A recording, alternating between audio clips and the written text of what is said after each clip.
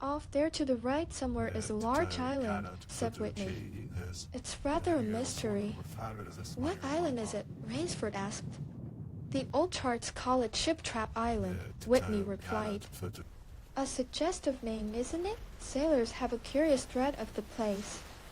I don't know why. Some superstition.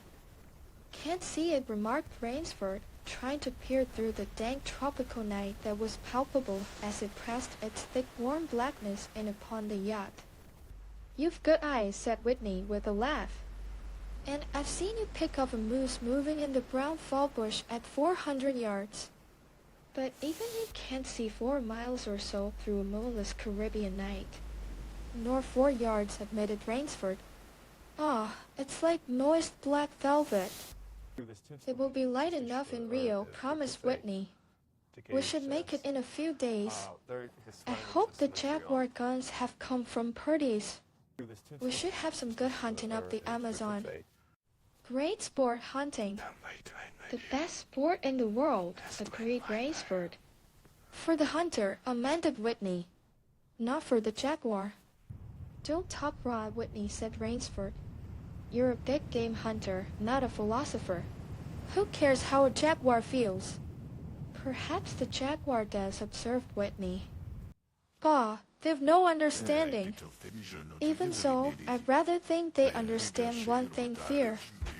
The fear of pain and the fear of death. Nonsense, laughed Rainsford. This hot weather is making you soft, Whitney. Be a realist. The world is made up of 2 classes, the hunters and the hunties. Luckily, you and I are hunters. Do you think we've passed that island yet? I can't tell in the dark. I hope so. Why? Asked Rainsford. The place has a reputation of bad one. Cannibals? Suggested Rainsford. Hardly. Even cannibals wouldn't live in such a god-forsaken place. But it's gotten into sailor lore somehow. Didn't you notice that the crew's nerves seemed a bit jumpy today? They were a bit strange, now you mention it. Even Captain Nielsen. Yes, even that tough-minded old Swede who'd go up to the devil himself and ask him for a light. Those fishy blue eyes held a look I never saw there before. All I could get out of him was, "This place has an evil name among seafaring men, sir." Then he said to me very gravely, "Don't you feel anything?" As if the air about us was actually poisonous. Now, you mustn't laugh when I tell you this. I did feel something like a sudden chill. There was no breeze. The sea was as flat as a plate glass window. We were drawing near the island then. What I felt was a mental chill, a sort of sudden dread. Pure imagination, said Rainsford. One superstitious sailor can taint the whole ship's company with his fear. Maybe, but sometimes I think sailors have an extra sense that tells them when they are in danger. Sometimes I think evil is a tangible thing with wavelengths, just as sound and light have. An evil place can, so to speak, broadcast vibrations of evil. Anyhow, I'm glad we're getting out of the zone. Well, I think I'll turn in now, Rainsford. I'm not sleepy, said Rainsford. I'm going to smoke another pipe up on the afterdeck. Good night then, Rainsford. See you at breakfast. Right, good night, Whitney. There was no sound in the night as Rainsford sat there but the muffled throb of the engine that drove the yacht swiftly through the darkness and the swish and ripple of the wash of the propeller. Rainsford, reclining in a steamer chair, indolently puffed on his favorite briar. The sensuous drowsiness of the night was on him. It's so dark, he thought, that I could sleep without closing my eyes. The night would be my eyelids. An abrupt sound startled him. Off to the right, he heard it, and his ears, expert in such matters, could not be mistaken. Again he heard the sound, and again. Somewhere, off in the blackness, someone had fired a gun 3 times. Rainsford sprang up and moved quickly to the rail, mystified. He strained his eyes in the direction from which the reports had come, but it was like trying to see through a blanket. He leapt upon the rail and balanced himself there. To get greater elevation, his pike, striking a rope, was knocked from his mouth. He lunged for it. A short, hoarse cry came from his lips as he realized he had reached too far and had lost his balance. The cry was pinched off short as the blood-warm waters of the Caribbean Sea dozed over his head. He struggled up to the surface and tried to cry out, but the wash from the speeding yacht slapped him in the face, and the salt water in his open mouth made him gag and strangle. Desperately, he struck out with strong strokes after the receding lights of the yacht, but he stopped before he had swum 50 feet. A certain coherence had come to him. It was not the first time he had been in a tight place.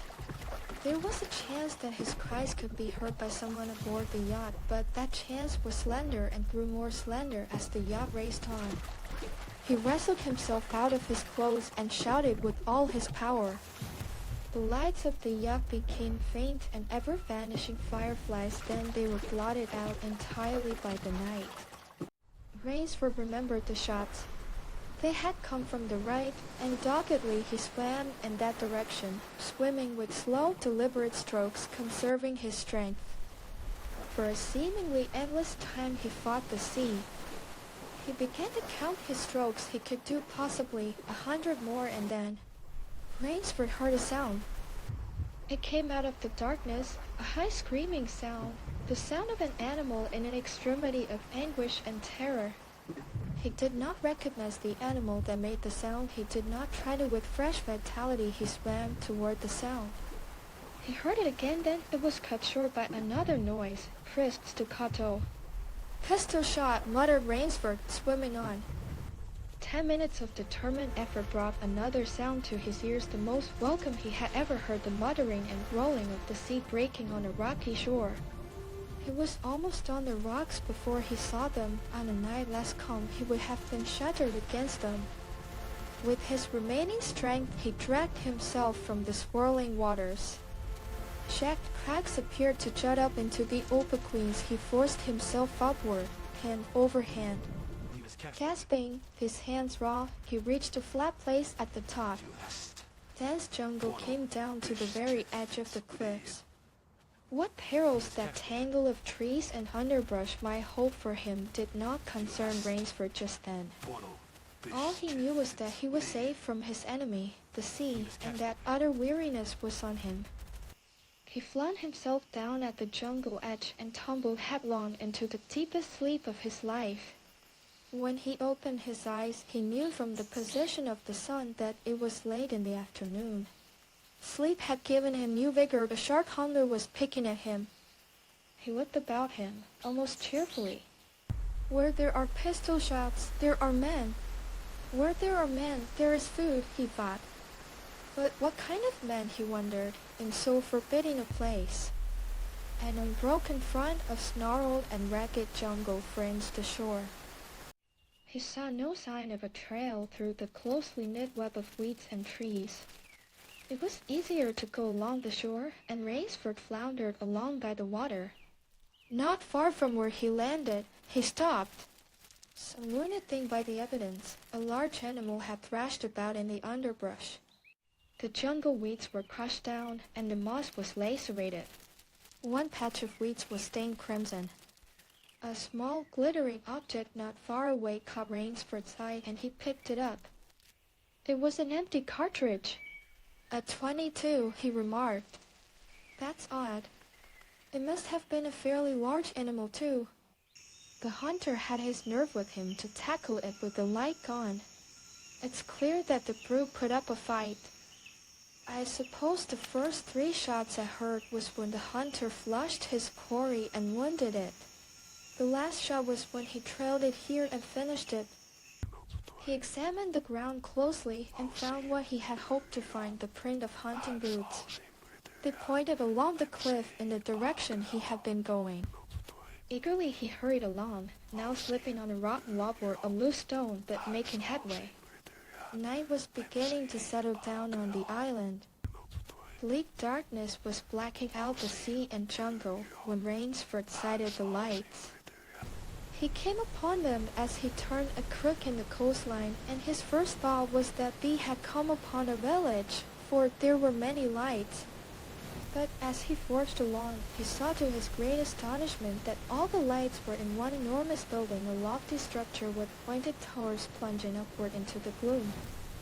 His eyes made out the shadowed outlines of a palatial chateau. It was set on a high bluff, and on three sides of it cliffs dived down to where the sea licked greedy lips in the shadows.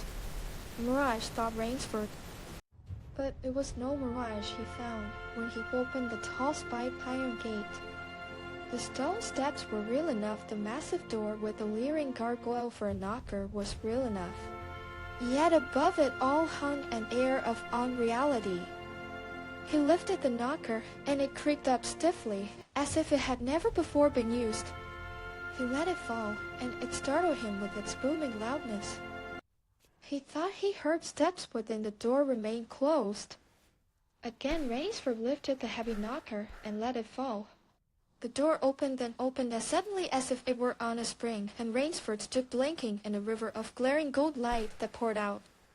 The first thing Rainsford's eyes discerned was the largest man Rainsford had ever seen, a gigantic creature, solidly made and black-bearded to the waist. In his hand the man held a long-barreled revolver, and he was pointing it straight at Rainsford's heart. Out of the snarl of beard, two small eyes regarded Rainsford. "Don't be alarmed," said Rainsford, with a smile which he hoped was disarming. "I'm no robber. I fell off a yacht. My name is Sanger Rainsford of New York City." The menacing look in the eyes did not change, the revolver pointing as rigidly as if the giant were a statue. He gave no sign that he understood Rainsford's words, or that he had even heard them. He was dressed in uniform, a black uniform trimmed with gray astrakhan. "I'm Sanger Rainsford of New York," Rainsford began again. "I fell off a yacht. I am hungry." The man's only answer was to raise with his thumb the hammer of his revolver. Then Rainsford saw the man's free hand go to his forehead in a military salute, and he saw him click his heels together and stand at attention. Another man was coming down the broad marble steps, an erect, slender man in evening clothes. He advanced to Rainsford and held out his hand. In a cultivated voice marked by a slight accent that gave it added precision and deliberateness, he said, "It is a very great pleasure and honor to welcome Mr. Sanger Rainsford, the celebrated hunter, to my home." Automatically Rainsford shook the man's hand. "I've read your book about hunting snow leopards in Tibet, you see," explained the man. "I am General Zaroff."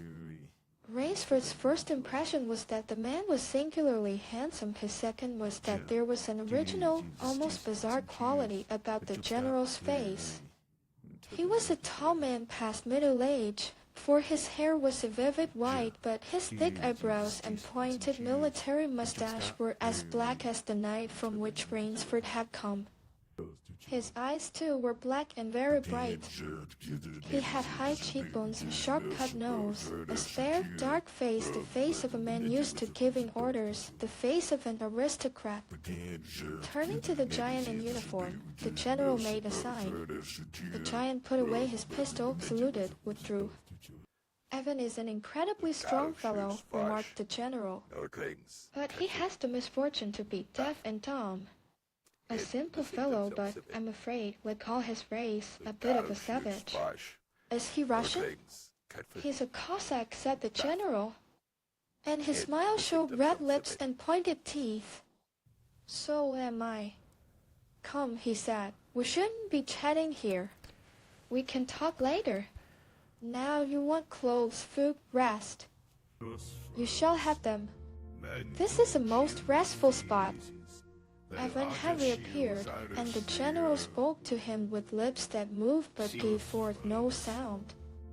"Follow Evan, if you please, Mr. Rainsford," said the general. "I was about to have my dinner when you came. I'll wait for you. You'll find that my clothes will fit you, I think." It was to a huge beam-silent bedroom with a canopied bed big enough for 6 men that Rainsford followed the silent giant. Ivan laid out an evening suit, and Rainsford, as he put it on, noticed that it came from a London tailor who ordinarily cut and sewed for none below the rank of duke. The dining room to which Ivan conducted him was in many ways remarkable. There was a medieval magnificence about it. It suggested a baronial hall of feudal times with its oaken panels, its high ceiling, its vast refectory tables where 20 men could sit down and eat.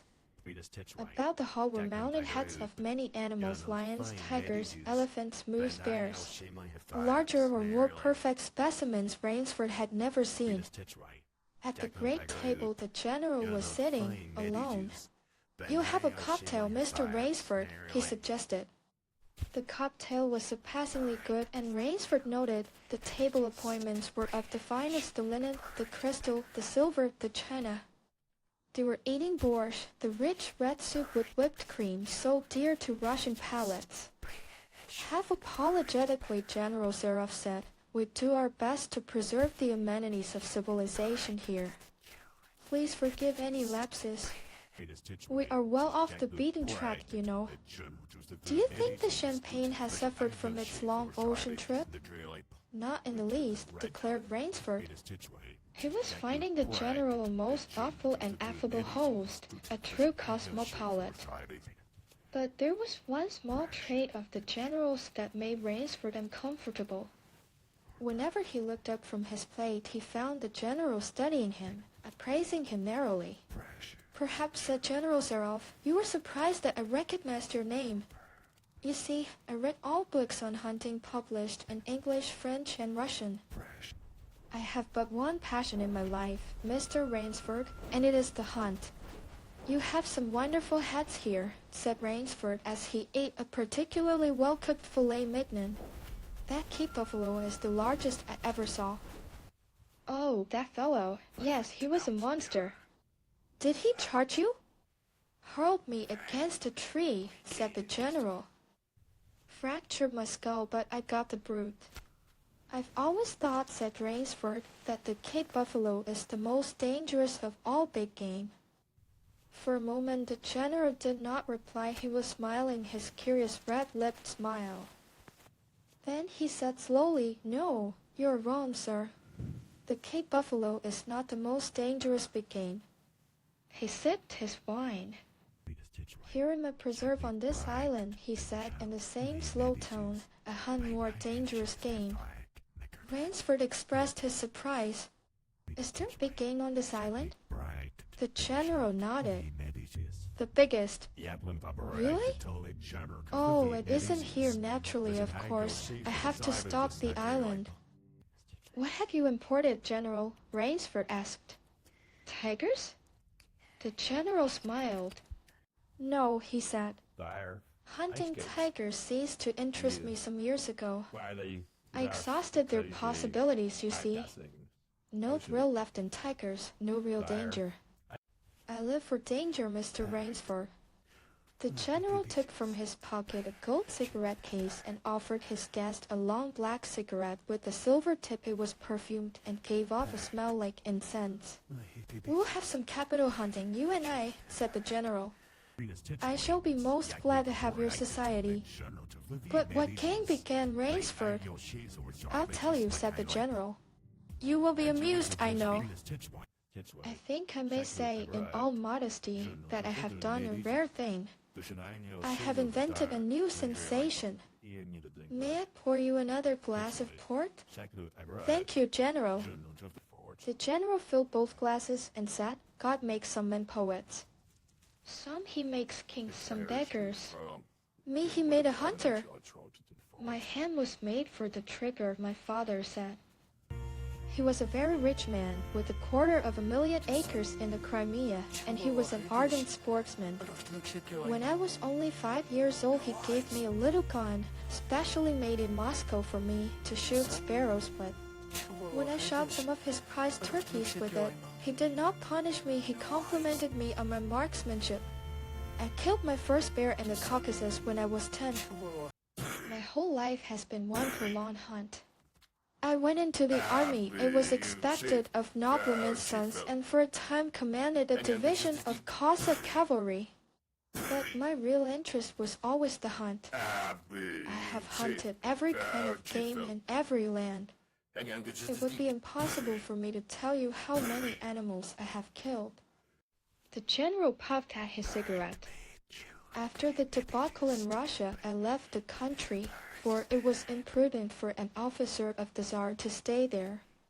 Many noble Russians lost everything. I luckily had invested heavily in American securities, so I shall never have to open a tea room in Monte Carlo or drive a taxi in Paris. Naturally, I continued to hunt grizzlies in your Rockies, crocodiles in the Ganges, rhinoceroses in East Africa. It was in Africa that the Cape buffalo hit me and laid me up for 6 months.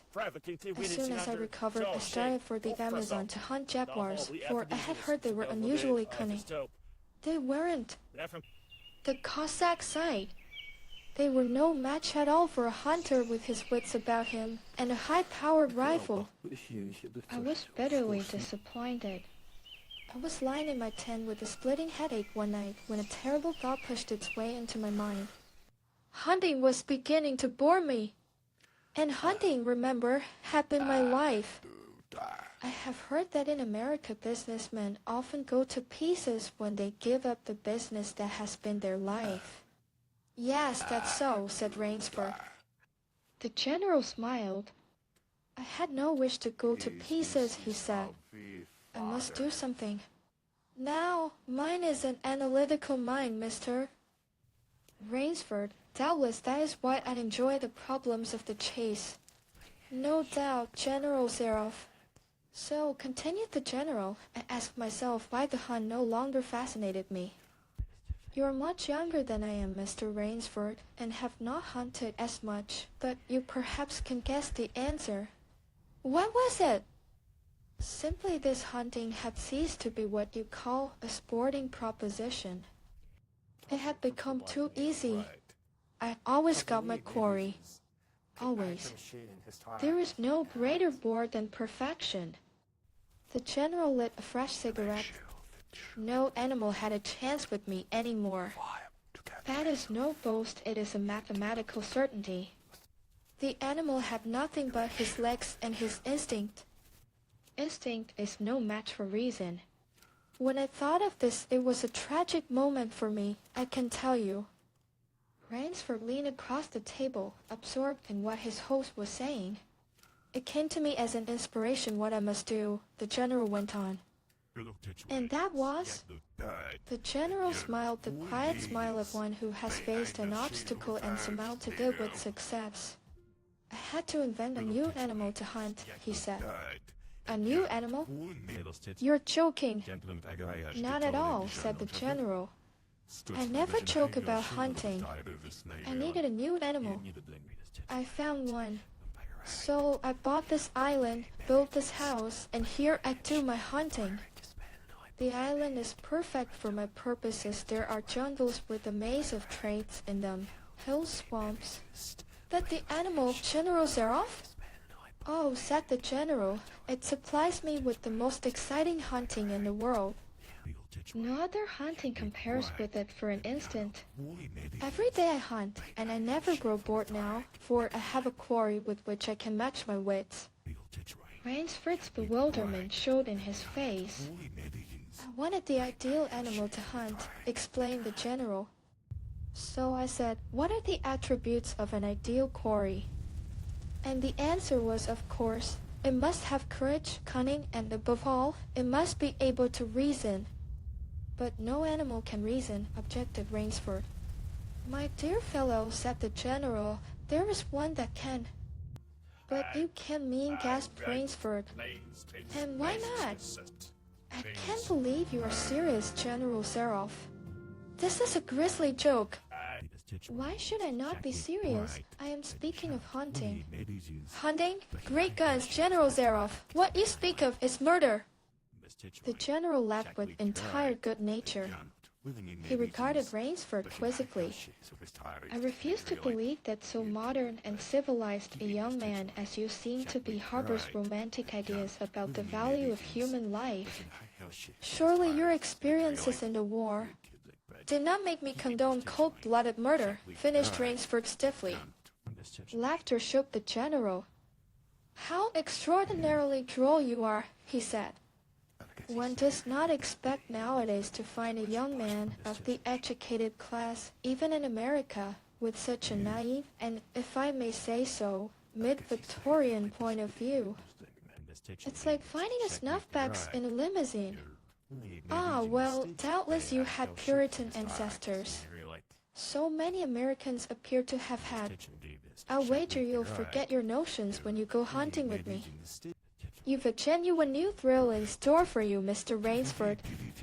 Thank you. I'm a hunter, not a murderer.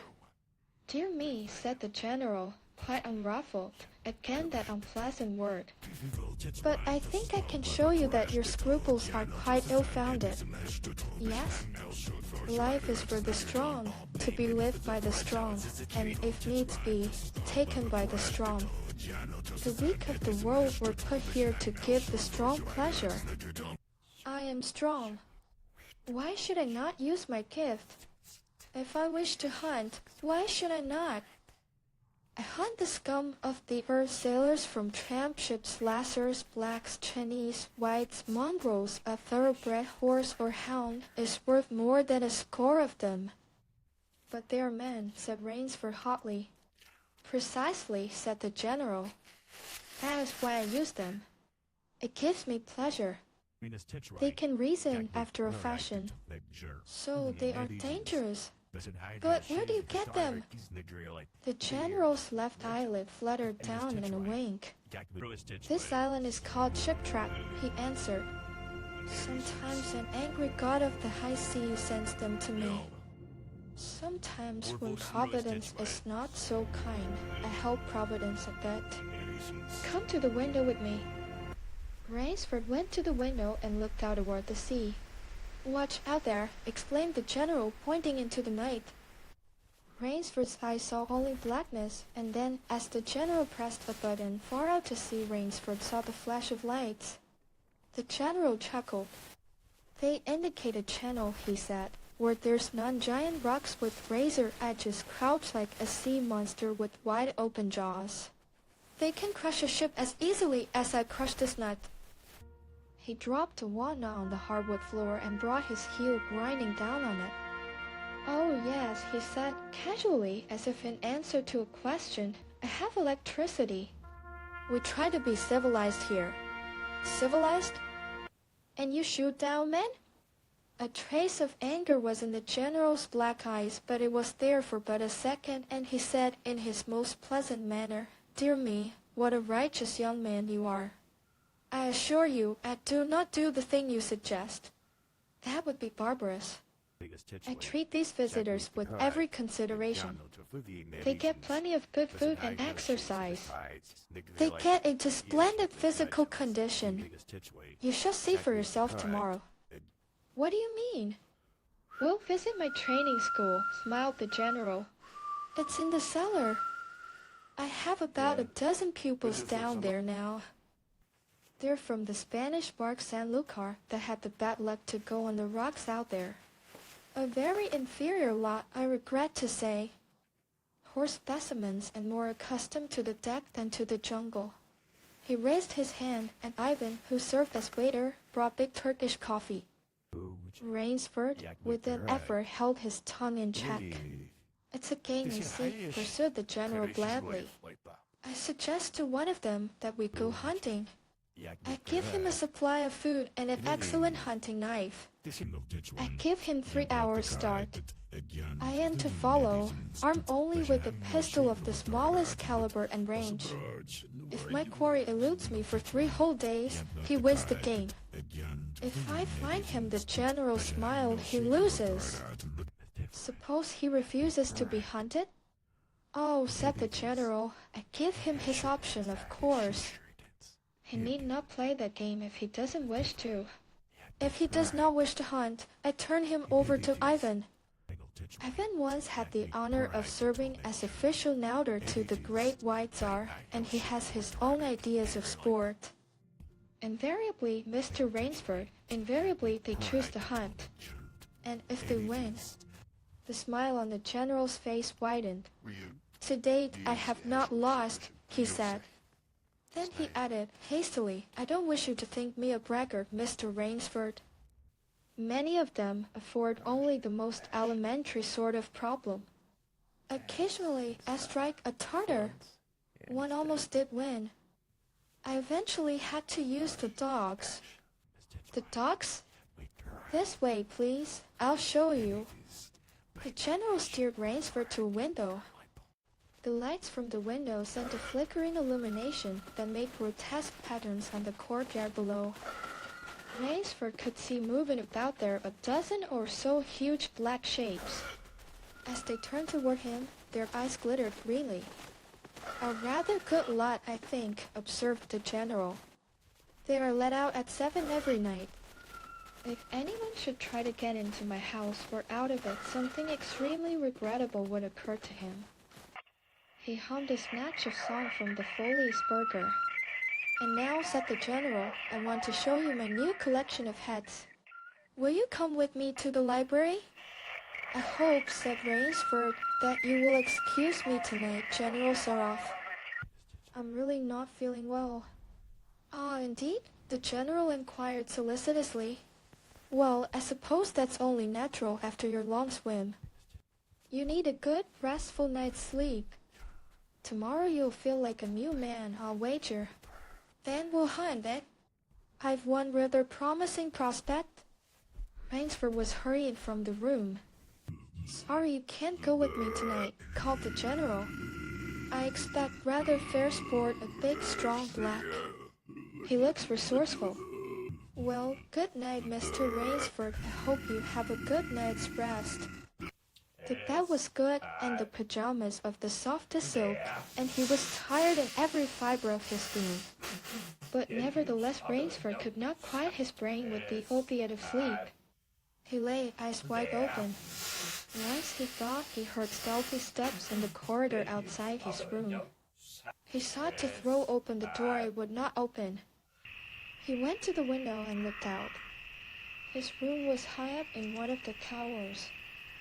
The lights of the chateau were out now, and it was dark and silent. But there was a fragment of sallow moon, and by its one light he could see dimly the courtyard. There, weaving in and out in the pattern of shadow, were black, noiseless forms. The hounds heard him at the window and looked up expectantly with their green eyes.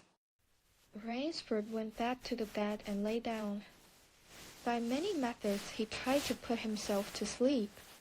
He had achieved a doze when just as morning began to come, he heard far off in the jungle the faint report of a pistol.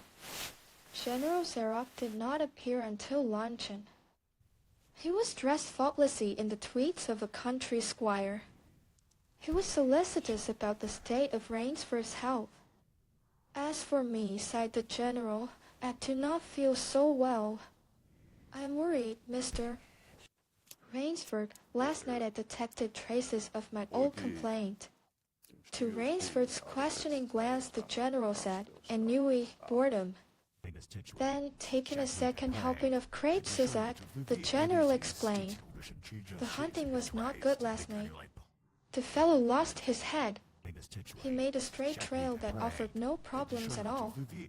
That's the trouble with these sailors. They have dull brains to begin with, and they do not know how to get about in the woods. They do excessively stupid and obvious things. It's most annoying. Will you have another glass of Chablis, Mr. Rainsford?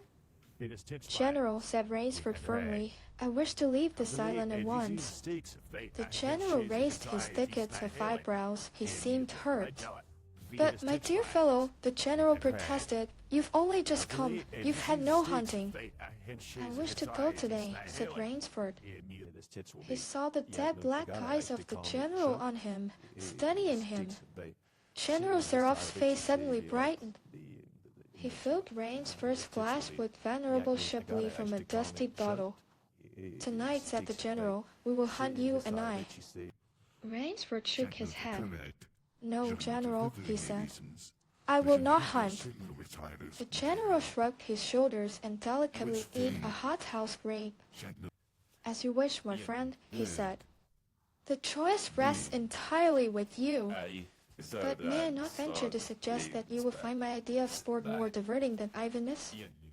He nodded toward the corner to where the giant stood, scowling. His thick arms crossed on his hawk-shooted chest. You don't mean, cried Rainsford. My dear fellow, said the general, have I not told you I always mean what I say about hunting? This is really an inspiration. I drank to a foeman worthy of my steel at last. The general raised his glass, but Rainsford sat staring at him. You'll find this game worth playing, the general said enthusiastically. Your brain against mine, your woodcraft against mine, your strength and stamina against mine. Outdoor chess. And the stake is not without value, what? And if I win, began Rainsford huskily, I'll cheerfully acknowledge myself defeat if I do not find you by midnight of the third day, said General Zaroff. My sloop will place you on the mainland near a town. The general read what Rainsford was thinking. Oh, you can trust me, said the Cossack. I will give you my word as a gentleman and a sportsman. Of course you in turn must agree to say nothing of your visit here. I'll agree to nothing of the kind, said Rainsford. Oh, said the general, in that case, but why discuss that now? 3 days hence we can discuss it over a bottle of Veuve Clicquot, unless... The general sipped his wine. Then a businesslike air animated him.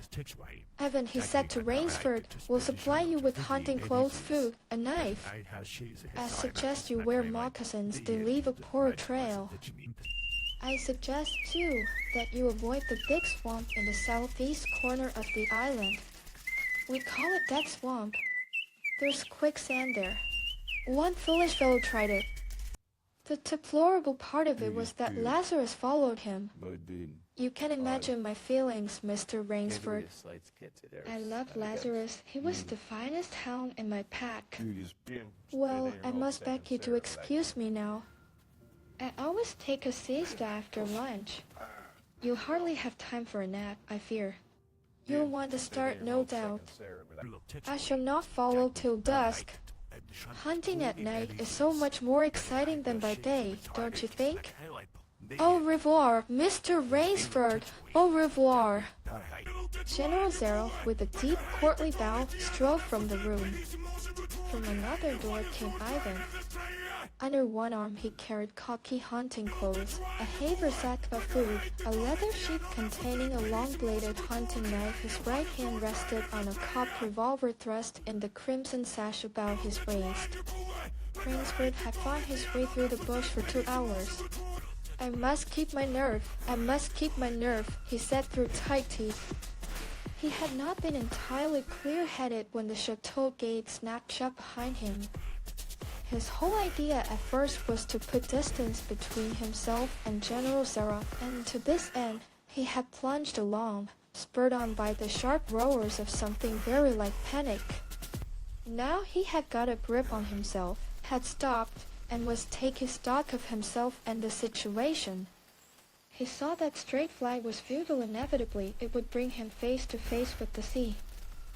He was in a picture with a frame of water, and his operations, clearly, must take place within that frame. I'll give him a trail to follow, muttered Rainsford, and he struck off from the route path he had been following into the trackless wilderness. He executed a series of intricate loops. He doubled on his trail again and again, recalling all the lore of the fox hunt and all the dodges of the fox. Night found him leg-weary, with hands and face lashed by the branches on a thickly wooded ridge. He knew it would be insane to blunder on through the dark, even if he had the strength. His need for rest was imperative, and he thought, I have played the fox, now I must play the cat of the fable. A big tree with a thick trunk and outspread branches was nearby, and taking care to leave not the slightest mark, he climbed up into the crotch and, stretching out on one of the broad limbs after a fashion, rested. Rest brought him new confidence and almost a feeling of security. Even so zealous a hunter as General Zaroff could not trace him there, he told himself. Only the devil himself could follow that complicated trail through the jungle after dark. But perhaps the general was a devil. An apprehensive night crawled slowly by like a wounded snake, and sleep did not visit Rainsford, although the silence of a dead world was on the jungle. Toward morning, when a dingy gray was varnished in the sky, the cry of some startled bird focused Rainsford's attention in that direction. Something was coming through the bush, coming slowly, carefully. Coming by the same winding way Rainsford had come.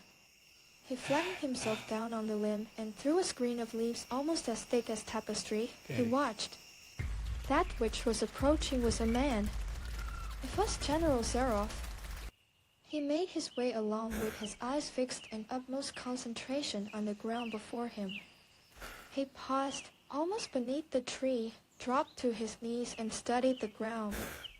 Rainsford's impulse was to hurl himself down like a panther, but he saw that the general's right hand held something metallic, a small automatic pistol. The hunter shook his head several times as if he were puzzled. Then he straightened up and took from his case one of his black cigarettes. Its pungent tinses like smoke floated up to Rainsford's nostrils. Rainsford held his breath. The general's eyes had left the ground and were traveling inch by inch up the tree. Rainsford froze there, every muscle tensed for a spring. But the sharp eyes of the hunter stopped before they reached the limb where Rainsford lay, a smile spread over his brown face. Very deliberately he blew a smoke ring into the air, then he turned his back on the tree and walked carelessly away, back along the trail he had come. The swish of the underbrush against his hunting boots grew fainter and fainter. The pent-up air burst hotly from Rainsford's lungs. His first thought made him feel sick and numb. The general could follow a trail through the woods at night. He could follow an extremely difficult trail. He must have uncanny powers. Only by the merest chance had the Cossack failed to see his quarry. Rainsford's second thought was even more terrible. It sent a shudder of cold horror through his whole being. Why had the general smiled? Why had he turned back? Rainsford did not want to believe what his reason told him was true. But the truth was as evident as the sun that had by now pushed through the morning mists. The general was playing with him. The general was saving him for another day's sport. The Cossack was the cat, he was the mouse. Then it was that Rainsford knew the full meaning of terror. I will not lose my nerve. I will not. He slid down from the tree and struck off again into the woods. His face was set, and he forced the machinery of his mind to function. 300 yards from his hiding place, he stopped where a huge dead tree leaned precariously on a smaller living one. Throwing off his sack of food, Rainsford took his knife from its sheath and began to work with all his energy. The job was finished at last, and he threw himself down behind a fallen log 100 feet away. He did not have to wait long. The cat was coming again to play with the mouse. Following the trail with the serenity of a bloodhound came General Zaroff. Nothing escaped those searching black eyes. No crushed blade of grass, no bent twig, no mark, no matter how faint, in the moss. So intent was the Cossack on his stalking that he was upon the thing Rainsford had made before he saw it. His foot touched the protruding bough that was the trigger. Even as he touched it, the general sensed his danger and leapt back with the agility of an ape. But he was not quite quick enough. The dead tree, delicately adjusted to rest on the cut living one, crashed down and struck the general a glancing blow on the shoulder as it fell. But for his alertness, he must have been smashed beneath it. He staggered, but he did not fall, nor did he drop his revolver. He stood there rubbing his injured shoulder, and Rainsford, with fear again gripping his heart, heard the general's mocking laugh ring through the jungle. "Rainsford," called the general, "if you are within sound of my voice, as I suppose you are, let me congratulate you. Not many men know how to make a melee mancature. Luckily for me, I too have hunted in Malacca. You're proving interesting, mister." "Rainsford, I'm going now to have my wound dressed. It's only a slight one. But I shall be back. I shall be back." When the general, nursing his bruised shoulder, had gone, Rainsford took up his flight again. It was flight now, a desperate, hopeless flight that carried him on for some hours. Dusk came, then darkness, and still he pressed on. The ground grew softer under his moccasins, the vegetation grew ranker, denser, insects bit him savagely. Then, as he stepped forward, his foot sank into the ooze. He tried to wrench it back, but the muck sucked viciously at his foot as if it were a giant leech. With a violent effort, he tore his feet loose. He knew where he was now. That swamp and its quicksand. His hands were tight closed as if his nerve were something tangible that someone in the darkness was trying to tear from his grip. The softness of the earth had given him an idea. He stepped back from the quicksand a dozen feet or so, and like some huge prehistoric beaver, he began to dig. Rainsford had dug himself in France with a second's delay meant death. That had been a placid pastime compared to his digging now. The pit grew deeper when it was above his shoulders. He climbed out and from some hard saplings cut stakes and sharpened them to a fine point. These stakes he planted in the bottom of the pit with the points sticking up. With flying fingers he wove a rough carpet of weeds and branches, and with it he covered the mouth of the pit. Then, wet with sweat and aching with tiredness, he crouched behind the stump of a lightning-charred tree. He knew his pursuer was coming. He heard the padding sound of feet on the soft earth, and the night breeze brought him the perfume of the general's cigarette. It seemed to Rainsford that the general was coming with unusual swiftness. He was not feeling his way along, foot by foot. Rainsford, crouching there, could not see the general, nor could he see the pit. He left the year in a minute. Then he felt an impulse to cry aloud with joy, for he heard the sharp crackle of the breaking branches as the cover of the pit gave way. He heard the sharp scream of pain as the pointed stakes found their mark. He leapt up from his place of concealment. Then he cowered back. 3 feet from the pit a man was standing, with an electric torch in his hand. "You've done well, Rainsford," the voice of the general called. "Your Burmese tiger pit has claimed one of my best dogs. Again you score. I think, Mr. Rainsford, I'll see what you can do against my whole pack. I'm going home for a rest now. Thank you for a most amusing evening." At daybreak, Rainsford, lying near the swamp, was awakened by a sound that made him know that he had new things to learn about fear. It was a distant sound, faint and wavering, but he knew it. It was the baying of a pack of hounds. Rainsford knew he could do one of two things. He could stay where he was and wait. That was suicide. He could flee. That was postponing the inevitable. For a moment he stood there thinking. An idea that held a wild chance came to him, and tightening his belt, he headed away from the swamp. The baying of the hounds drew nearer, then still nearer, nearer, ever nearer. On a ridge Rainsford climbed a tree. Down a watercourse not a quarter of a mile away, he could see the bush moving. Straining his eyes, he saw the lean figure of General Zaroff. Just ahead of him, Rainsford made out another figure whose wide shoulders surged through the tall jungle weeds. It was the giant Ivan, and he seemed pulled forward by some unseen force. Rainsford knew that Ivan must be holding the pack in leash. They would be on him any minute now. His mind worked frantically. He thought of a native trick he had learned in Uganda. He slid down the tree. He caught hold of a springy young sapling, and to it he fastened his hunting knife, with the blade pointing down the trail. With a bit of wild grapevine, he tied back the sapling. Then he ran for his life. The hounds raised their voices as they hit the fresh scent. Rainsford knew now how an animal at bay feels. He had to stop to get his breath. The baying of the hound stopped abruptly, and Rainsford's heart stopped too.